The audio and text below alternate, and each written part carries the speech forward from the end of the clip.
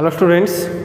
So previous class we have gone through your Rutherford's atomic model. Okay. So according to Rutherford, every atom having a central positive charge core at the center where neutron and protons are present, and electrons are present in the extranuclear portions, and they are accelerating around the nucleus in circular orbits. Okay, so what are the drawbacks particularly observed in Rutherford's atomic model? Okay, so drawbacks was like this: limitations or drawbacks of Rutherford's atomic model. Drawbacks of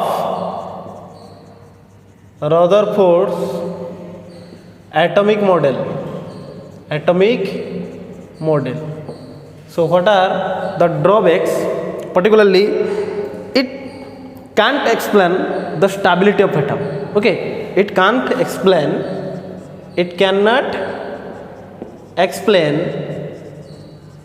the stability of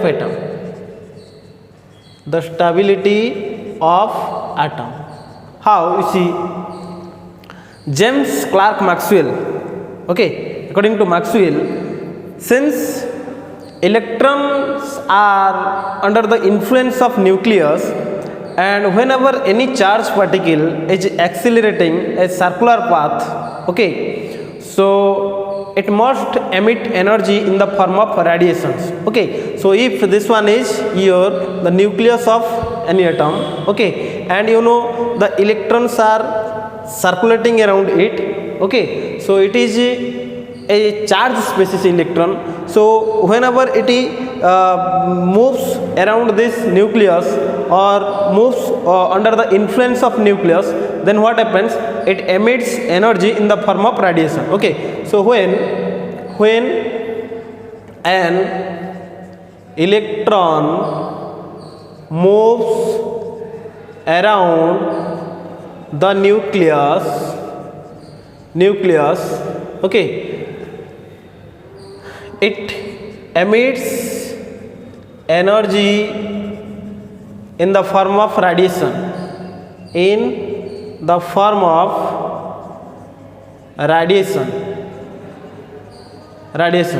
Okay, so as the energy decreases due to its emission, so finally it may fall over nucleus after covering like this a spiral path. Okay, so since suppose this electron is here, it moves like this,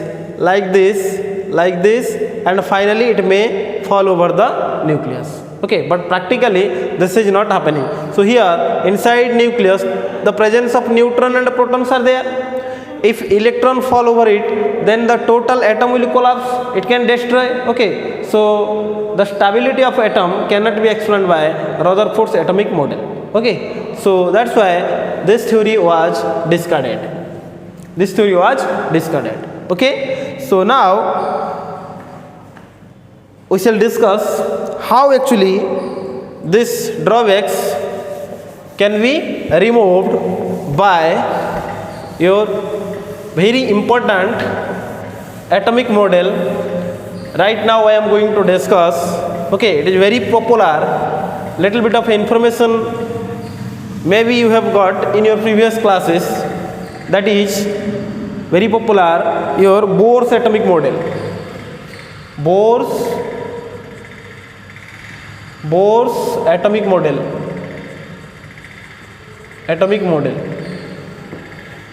So Niels Bohr, what are the postulates of this theory which can remove the drawbacks or limitations that is observed in case of your Rutherford's atomic model? Okay, so according to Bohr, the postulates are again similar concept. Atom consists of a small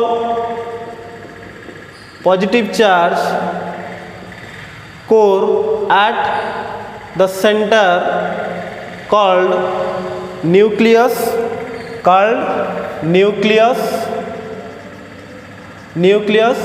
okay. The volume of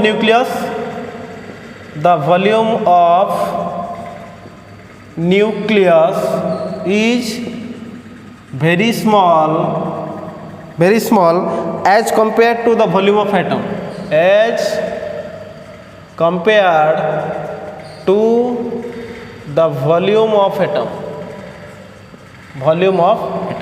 okay.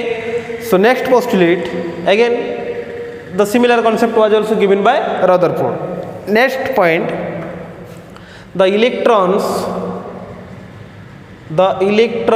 are revolving around the nucleus in fixed circular orbits. The new concept is fixed circular orbits, okay. So according to your Rutherford, electrons are revolving around nucleus in circular orbits, but Bohr has suggested that this one is the difference, okay.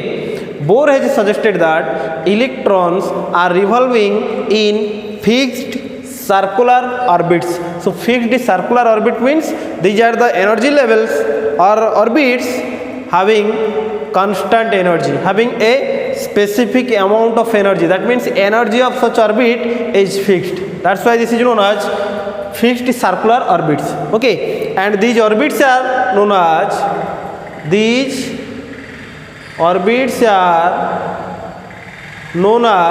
your cells or main energy levels. That means these are designated as K, L, M, N, likewise you know, okay. For N is equal to first cell, second cell, third cell, fourth cell, etc. Okay. Next point,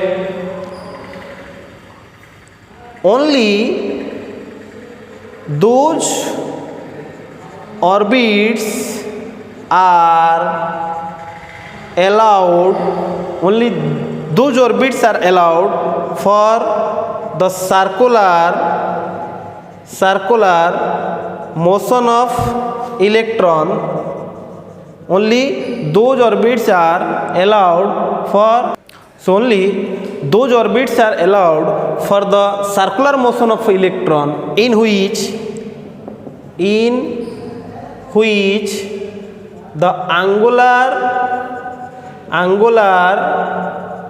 momentum of an electron is an integral multiple of h by 2 pi. That is called quantization, okay. That is called quantization of energy.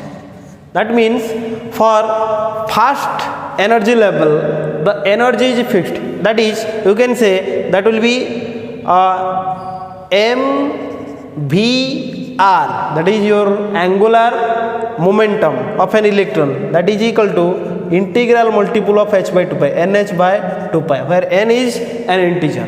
So if I consider for K cell, so what is the corresponding energy? That will be, you put n is equal to 1, so that will be h by 2 pi. For L cell that will be 2h by 2 pi. For M cell that will be 3h by 2 pi. For next that will be 4h by 2 pi. Okay, it cannot be like 1.5h by 2 pi. These fractional values are not allowed. Okay, so that is called quantization or integral multiple. It can be 1h by 2 pi, 2h by 2 pi, 3h by 2 pi. For third orbit, that energy is 3h by 2 pi, likewise. Okay, that is called quantization of energy. Clear?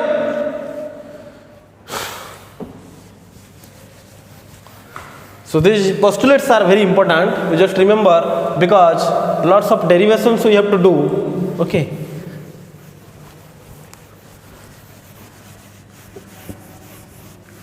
Next, the circular orbits are known as stationary orbits. Okay, stationary orbits. Stationary orbits. That means the energy of an electron remains fixed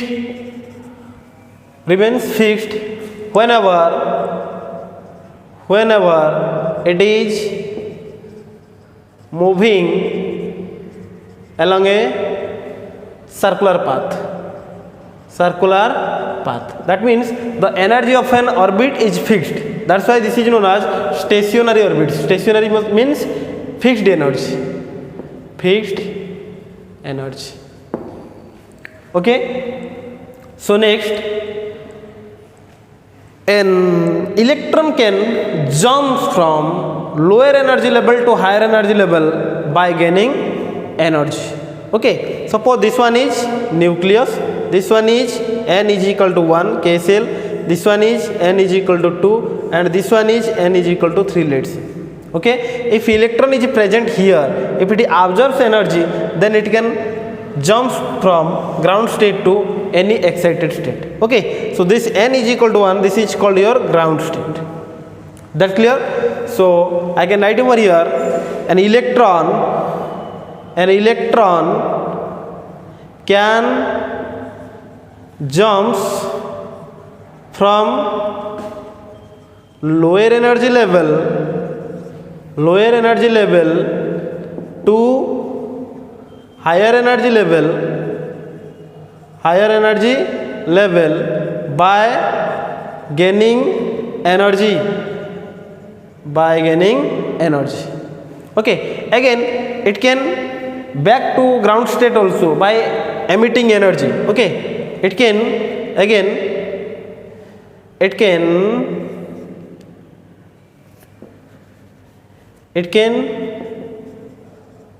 back to lower energy states from higher energy states by emitting energy.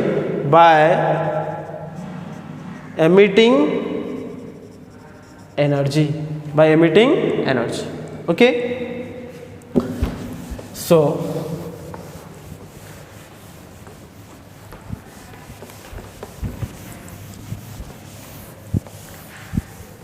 next we will go through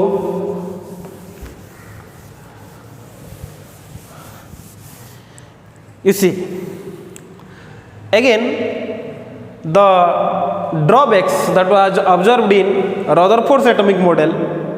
That means this one is nucleus, and suppose here is electron, it is moving around the nucleus. Definitely there is electrostatic force of attraction between this positive and negative charge. Okay, so this force of attraction is towards nucleus.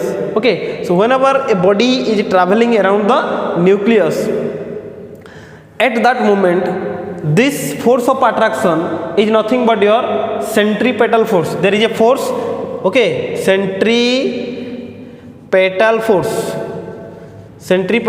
That means whenever a body is moving in a circular path through radius r of mass m, so it corresponds to a centripetal force, and the direction of force is towards the center. So here, since this is nucleus having positive charge and electron is negative charge, the interaction, that is electrostatic force of attraction, and that is in the form of your centripetal force. So the force that is acting inwards, that is your electrostatic force of attraction, or you can say centripetal force is acting over there. At the same time, an outward force also comes into play, that is your centrifugal force, and this one is your centripetal force. centripetal force. You see, if some force is acting inwards, acting towards the center, and another force that is equal in magnitude but acting outwards, that means this electron is fixed at this position, okay, and it covers a particular circular orbit. No chance of fall over the nucleus. Clear? So this concept was given by your Niels Bohr. So we can write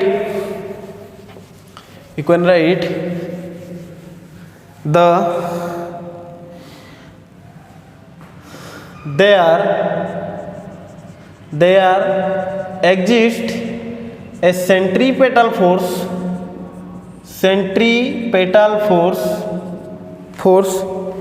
in the form of electrostatic force of attraction. Electrostatic force of attraction between the nucleus and the revolving electron. Between the nucleus and the revolving electron. Okay. Next, simultaneously an outward force that is centrifugal force, okay, centrifugal force acting outwards, which counterbalance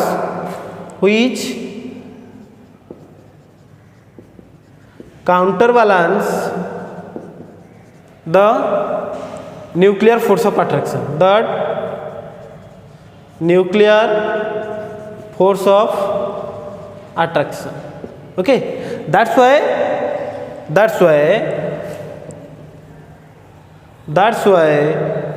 an electron travels in a fixed circular orbit, travels in a particular circular orbit,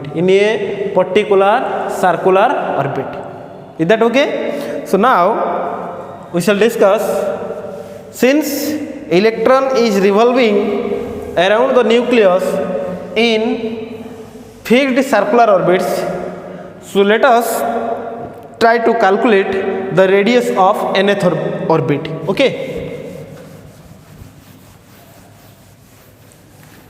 So Bohr's atomic model was only applicable for uni-electronic system, that is hydrogen or helium plus or lithium double plus for uni-electron species. Okay, we will discuss all the things.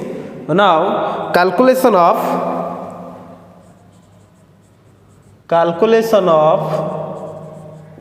radius of nth orbit.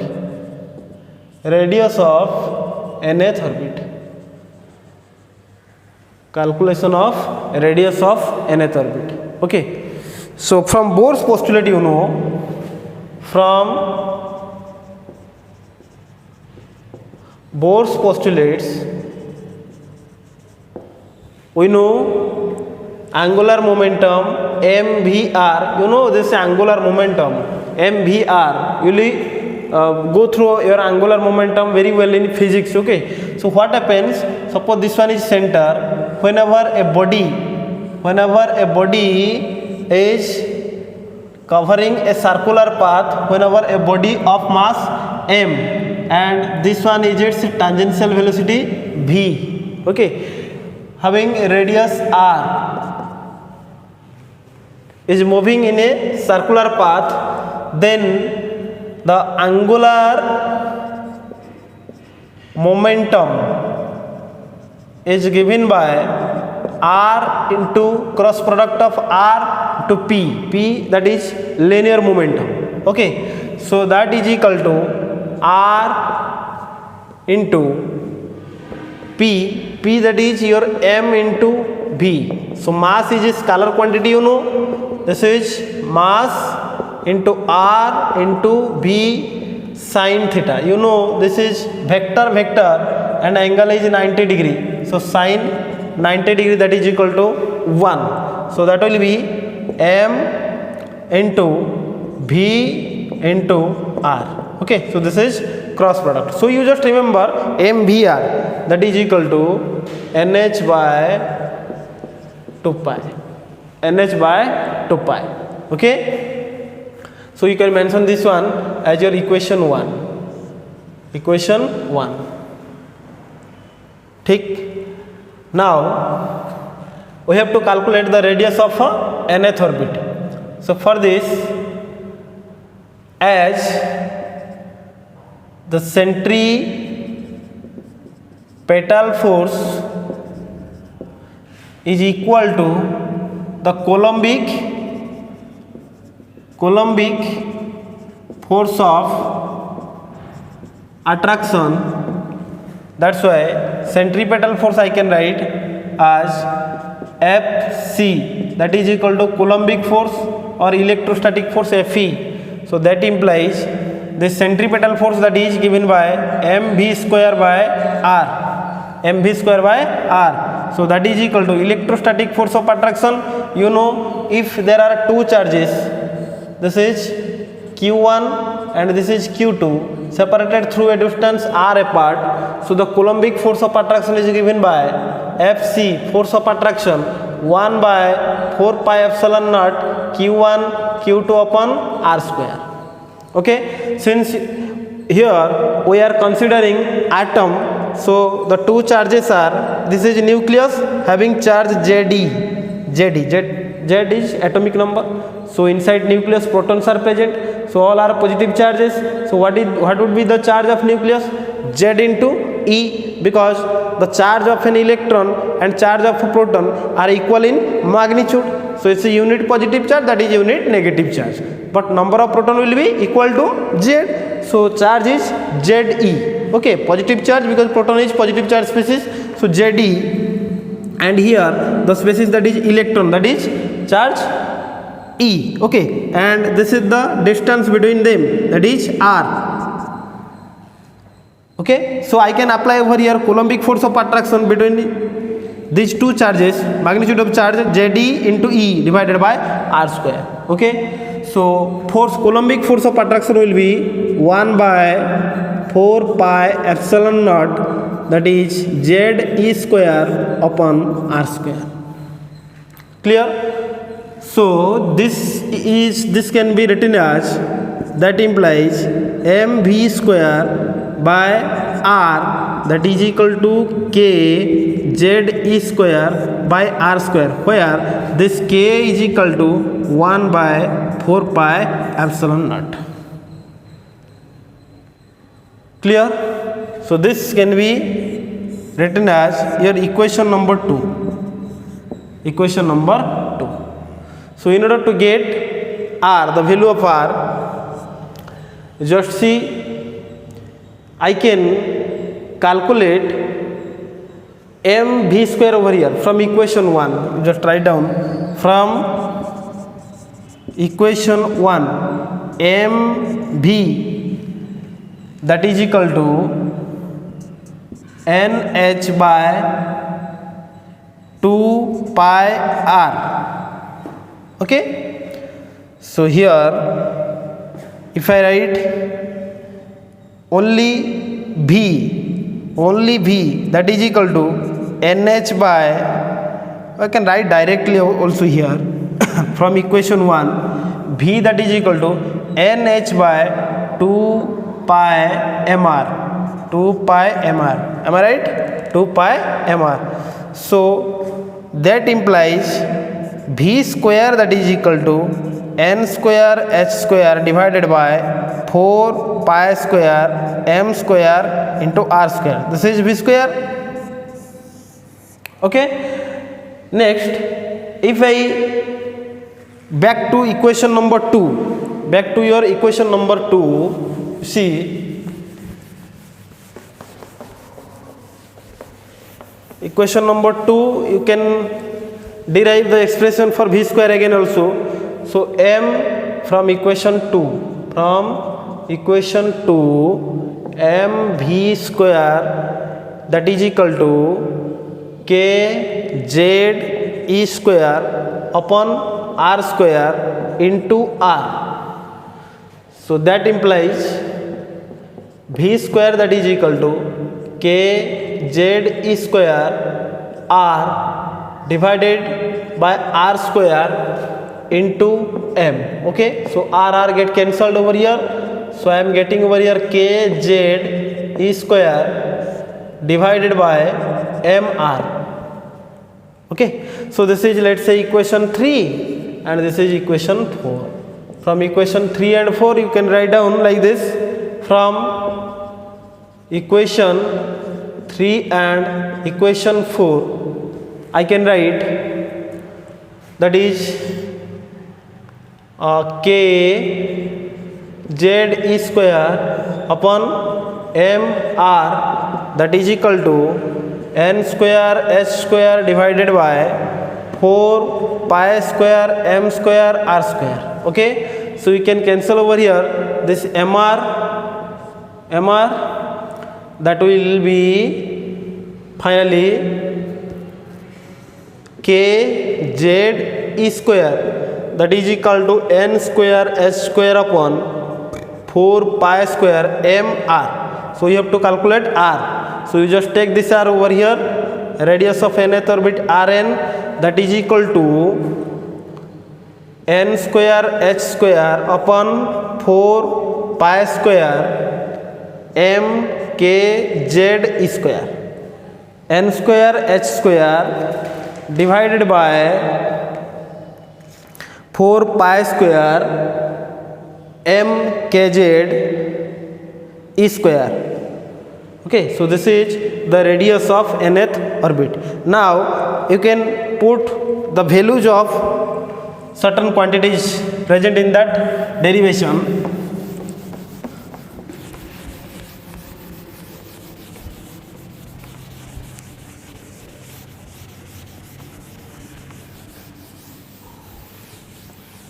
You can apply the value of h, that is Planck's constant. I have told you 6.625 into 10 to the power 34 joule into second.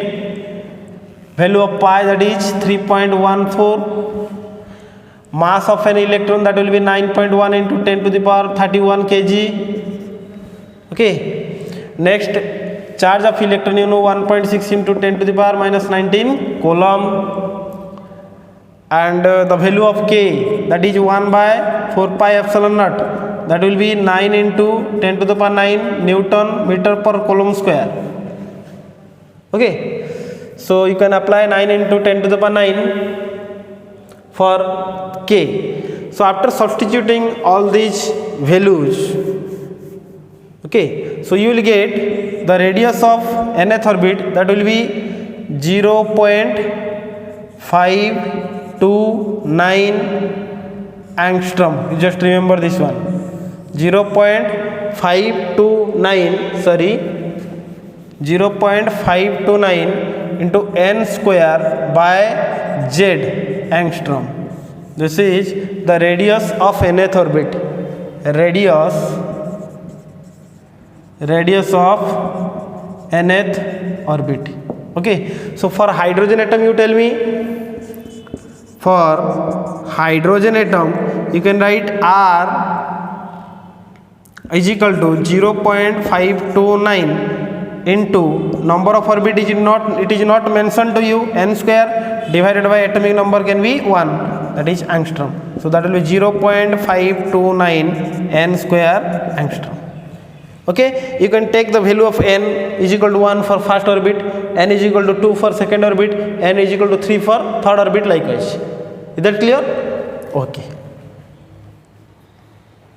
So now after this radius, since Bohr's atomic model is only applicable for uni-electron species or hydrogen-like species, if I consider the radius of helium 2 plus, the radius of the radius of He plus. It is also one electron system, He plus. So you can write radius of He plus, that will be 0.529 into n square by z. So here angstrom 0.529 into n square, which orbit it is not mentioned to you, n square upon z, that is z is 2 square 2. Okay, atomic number 2 angstrom. Is that clear? So likewise you have to derive. Similarly you can calculate for lithium plus plus. Okay, so 0.529 n square, that is radius of hydrogen atom. Okay, so here you see that is 0. I can compare over here 0.529 n square into 1 by 2 angstrom. So that will be, this one is the radius of a hydrogen atom. So radius of a hydrogen atom into 1 by 2. So after this we will derive the energy. Okay, the energy of electron present in nth orbit.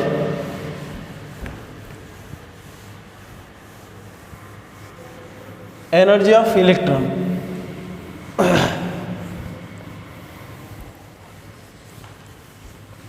See, that is energy of electron. Energy of nth electron. Energy of nth electron. So energy, that is the sum of kinetic energy and potential energy. Okay, so total energy that is equal to kinetic energy plus your potential energy. ठीक. So kinetic energy, that is half mv square. And you know here the potential energy is nothing but it is the electron present in the cells in an atom. These are under the influence of what? Nucleus. Under the influence of nucleus. Okay, that means they have continuously losing their energy and are held through the attraction of nucleus. Okay, unless nucleus they cannot be there. Is that clear? So the potential energy is regarded as, is assigned by a negative sign. Negative sign because electrons are under the influence of nucleus.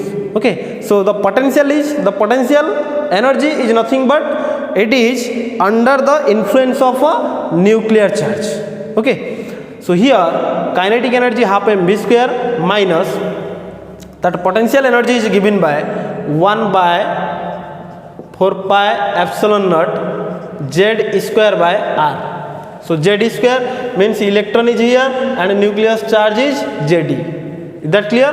So that will be equal to 1 by 2 mv square minus this one I can take k. Okay, so k z square upon r. Now you can find out the value of mv square. Remember I have told you just beginning that the centripetal force, that is mv square by r, that is counterbalanced by your 1 by 4 pi epsilon naught z square upon r square. Okay, so I need the value of mv square. Tell me this mv square will be into r, that get cancelled, k z square by r. So now put this value over here, that will be k z square upon 2r, because half was, that is 2r, that is this much minus k z square by r. Okay, so total energy, that will be total energy, you can find it over here, that will be k z square minus, there is 2r kz square minus 2kz square. Okay, that will be minus kz square by 2r, kz square by 2r. Okay, so this is the formula of total energy. Formula of total energy, that is minus kz square by 2r. So from this, here you can compare. If I compare kinetic energy and total energy, look at here, the kinetic energy is equal to negative of total energy, because kinetic energy value, this is kz square by 2r. Here this is minus kz square by 2r. So can I write over here that total energy is negative kinetic energy? One thing is clear. Again, if I consider potential energy, you see potential energy here, kz square by 2r, that is your potential energy. Potential energy, where is this one? Is potential energy, kz square by r. Is that clear? So potential energy and total energy, look at here, potential energy and total energy. So your potential energy, that is equal to, if you multiply 2 over here, so you are getting kz square by r, kz square by r. So potential energy, that is equal to 2 into total energy, 2 into total energy. So these are two relations you remember. Okay, next, still we have not got the exact derivation for your total energy of nth orbit. So for that we have to substitute the value of r over here. Okay, so total energy, that is equal to minus k z square upon 2 into radius. You just substitute the radius value we have got. Okay, the value of r, n square h square divided by 4 pi square mkz, 4 pi square mkz square. Okay, a square. Now you just solve this, you will get the energy expression, the total energy, that will be found to be minus 2 pi square k square, 2 pi square z square k square me fourth divided by n square h square. This will be the energy expression for an electron present in nth orbit. Okay, so here you can apply, this is your pi, you can apply all these values, pi, value of k, mass, electron, charge of electron, and the value of h, Planck's constant. After substituting all these values, you will get, easy to remember, En, that is equal to minus 13.6 z square upon n square. So this is the energy electron volt, and its unit is electron volt. Okay, you just remember this one. For hydrogen atom, I can write the energy, that will be En, that is equal to minus 13.6 into z, the value of z is 1, z is equal to 1 for hydrogen atom. So minus 13.6 upon n square electron volt. Okay, clear.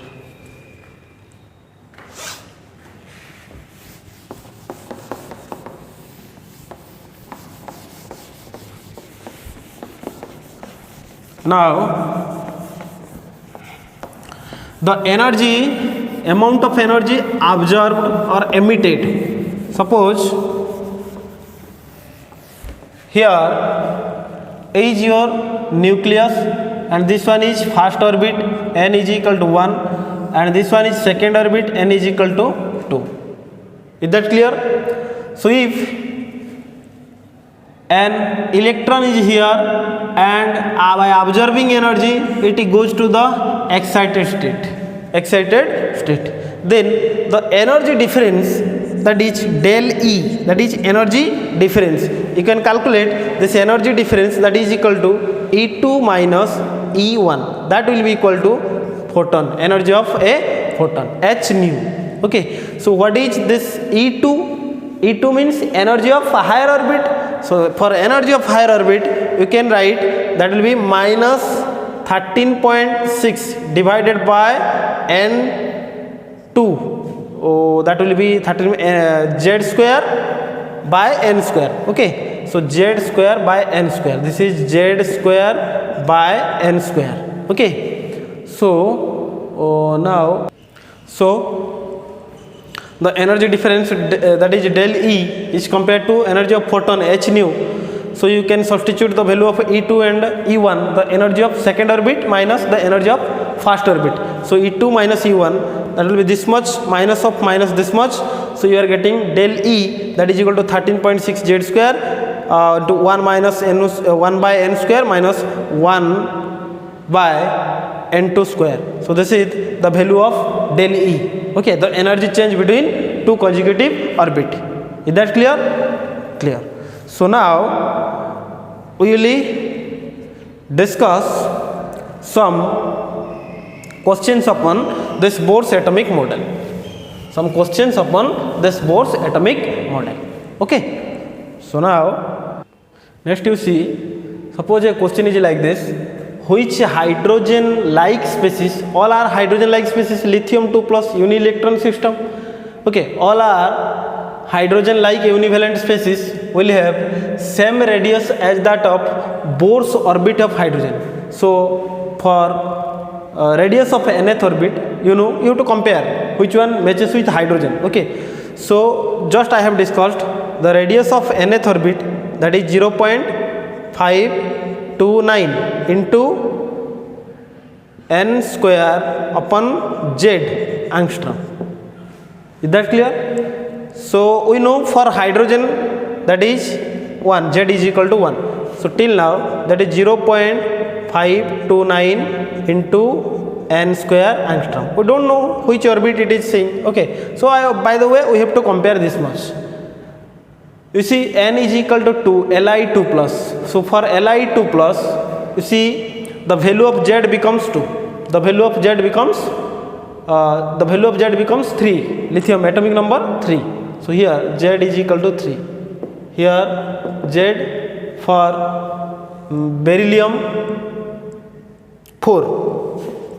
Okay, so for helium z is equal to 2.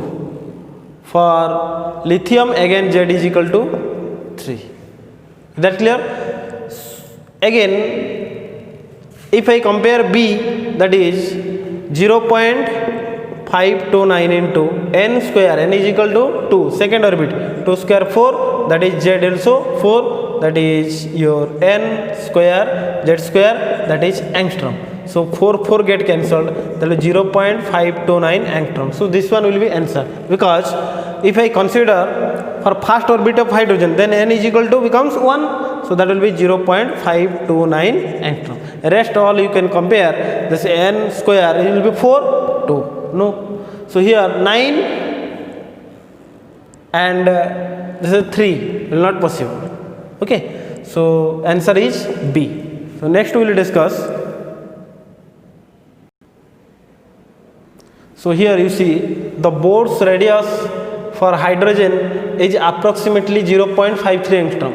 The radius of orbit in the first excited state, you can directly calculate the radius of first excited state, means this n is equal to 1 for ground state. Then the first excited state, that is n is equal to 2. Second excited state, n is equal to 3, because electron is present at ground level, n is equal to 1. First state, that is n is equal to 1, then gradually energy increases, n is equal to 2, n is equal to 3. So first excited, that is second energy level, third excited state, that is second excited state, that is third energy level. Okay, so question is asked the radius of orbit in first excited state. So for first excited state, the n value that will be is equal to 2. Okay, because 1 correspond to ground state and if it absorbs energy, then get excited state, that excited state will be first excited state, that will be n is equal to 2. So orbit number n is equal to 2. You can calculate the radius 0.529, that is your n square upon z angstrom.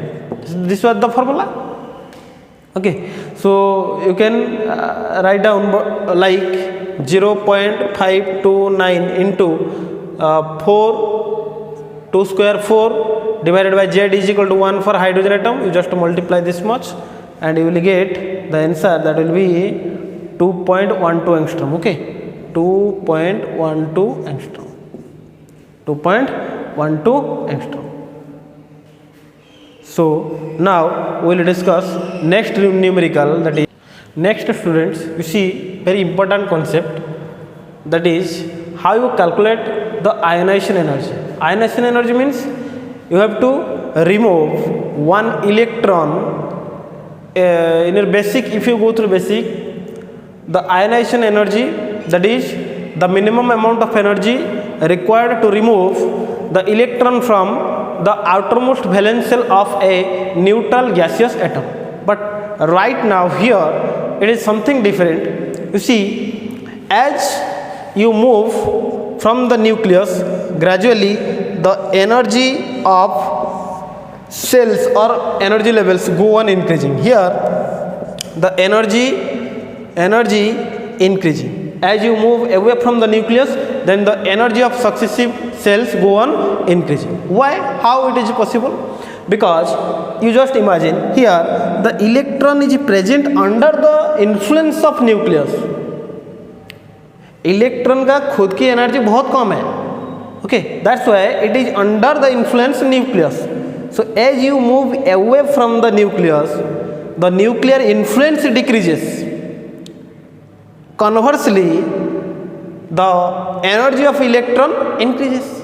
Okay, so the energy of electron is maximum whenever it is just not under the influence of nucleus. Okay, that is probably at infinity. At infinity there is no influence, no interaction of nucleus with respect to it.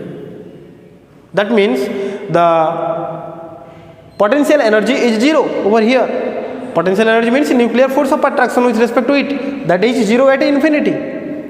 So the energy of electron is taken as 0 at infinity, but this 0 means it has more energy. Okay, as you coming from infinity towards the nucleus, then gradually the energy of electron decreases. That's why the energy of electron is always taken as negative. Okay, this is the called negative energy value of electron, because this negative means it is under the influence of nucleus. At infinity it becomes maximum, that is 0. Okay, 0 means don't think that electron has very less energy. No, it is maximum for electron itself only. Is that clear? But the potential energy of electron is 0 because it is no more under the attraction of a nucleus at infinity. Is that clear? So in order to ionize a neutral atom, what we will do? We have to remove the electron from a particular orbit that is under the influence of nucleus up to its infinity, because at infinity the electron already being removed and the atom can be ionized. Okay, so here if I consider that ionization energy means it is the amount of energy supplied or required to electron to put it away to the infinity. Okay, so that energy if I consider, that is ionization energy or del E, that is if the electron is present in any orbit. In case of hydrogen atom, okay, in case of hydrogen atom, this is nucleus and the only electron is present over here. That okay? So this is n is equal to 1, the first orbit. So if I need to convert it into H plus, that means I have to replace one electron, then I have to shift this electron from first orbit to infinity. So here this energy, that is energy of first orbit and here this is energy at infinity. The energy difference is the amount of energy required. So I can calculate del E, that is E infinity minus energy of first orbit. Is that clear? So if I have to remove one electron from second orbit, then I can write over here E2, E infinity minus E2. So just see over here, that is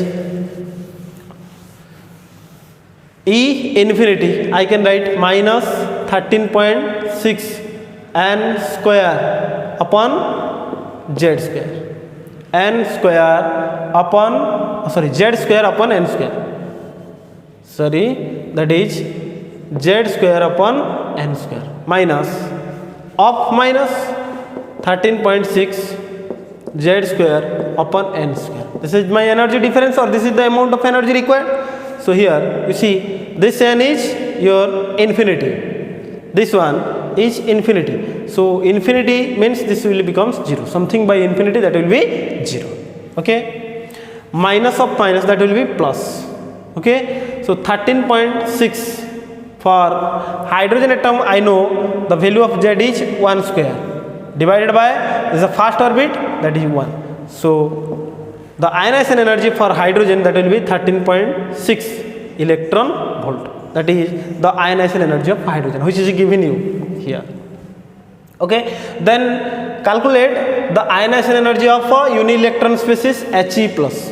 Then you just calculate the ionization energy of a He plus.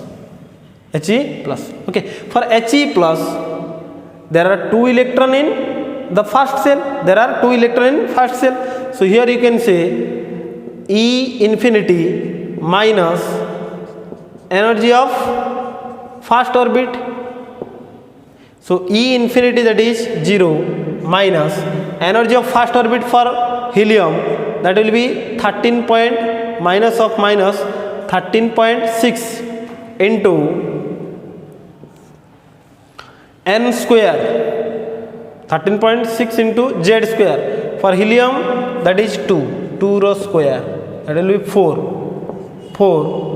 divided by n square. N square means this is first orbit, helium, 2 electrons first orbit, that will be 1 square. So overall, so 13.6 into 4, that will be equal to 54.4 electron volt.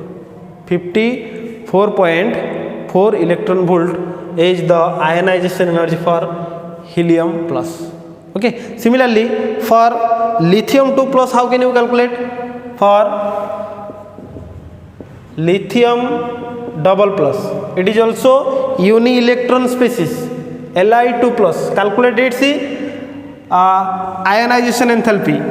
If the ionization enthalpy of hydrogen, that is your 13.6. So what you will do over here, just see, you just multiply 13.6 into 2 square, 2, that is the atomic number of helium. So here our expectation will be, for calculation of lithium double plus, its ionization enthalpy can be calculated as 13.6 into 3 square, that is 13.6 into 9. Okay, let us check it. So that will be E infinity, that will be 0, minus lithium double plus uni electron system, and you have to calculate its ionization enthalpy. Okay, so this is the nucleus of lithium, and it has 2 electrons over here and 1 electron in its outer orbital. Okay, so in lithium double plus, if you need to calculate its ionization enthalpy, that will be 0 minus of minus 13.6 into z square divided by z square upon n square. So n square means already 2 electrons being lost, one is here and one is here. So another electron that can be lost from this first orbit, so that will be 1 square. Okay, so again that will be minus of minus plus 13.6, its atomic number is 3 into 9. So you just multiply it and get the answer. Okay, so this is the concept behind your ionization enthalpy. Okay, so next class we will discuss about hydrogen hydrogen spectrum, and after that we will proceed. Okay, thank you.